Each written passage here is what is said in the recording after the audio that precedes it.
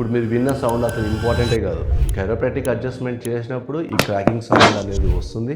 But ఇది రిపీటేటివ్గా రావడం అనేది ఇంపాసిబుల్ టాస్క్. మనము కైరోప్రాక్టిక్ సెషన్ చేస్తున్నప్పుడు అందరూ అనుకునేది బోన్ అనేది క్రాక్ అవుతుందేమో, లేకపోతే జాయింట్ లోపల ఏదో అవుతుందేమో. జాయింట్ స్పేస్ లోపల ఒక వ్యాక్యూమ్ బబుల్ అనేది క్రియేట్ అవుతుంది. ఆ వ్యాక్యూమ్ బబులే బర్స్ట్ అయ్యి ఆ సౌండ్ అనేది వస్తుంది.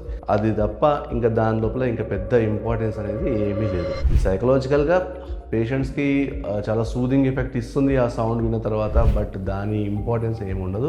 ఇంపార్టెంట్ విషయం ఏమైనా ఉంటే కైరోప్రాక్టిక్ లోపల అది ఆ బోన్ని దాని పొజిషన్ లోపలికి ప్రాపర్గా పుష్ చేయడమే. సో అది పుష్ చేయడం అనేది చాలా ఇంపార్టెంట్. ఆ పుష్ చేయడం అనేది దాని గురించి ఒక కైరోప్రాక్టిక్కి కరెక్ట్గా బయోమెకానిక్స్ అనేది అర్థమై ఉండాలి. ఒక బోన్, ఒక జాయింట్, దాని అలైన్మెంట్ ఎలా ఉంది, దాని పొజిషన్ ఎలా ఉంటుంది, దాని బయోమెకానిక్స్ ఏంటి, అవన్నీ తెలుసున్న వాళ్ళు దాన్ని ప్రాపర్గా దాని పొజిషన్ లోపల పుష్ చేస్తారు. వాళ్ళు ఎప్పుడు క్రాక్ సౌండ్ గురించి ఆలోచించరు. ఒకవేళ ఒక కైరోప్రాక్టర్ లేదా ఎవరైనా థెరపిస్ట్ ఓన్లీ క్రాక్ గురించలే ఆలోచించి క్రాక్ గురించలే ప్రయత్నం చేస్తే they are fake. They don't know యాక్చువల్గా కైరోప్రాక్టిక్ అంటే ఏంటి అని.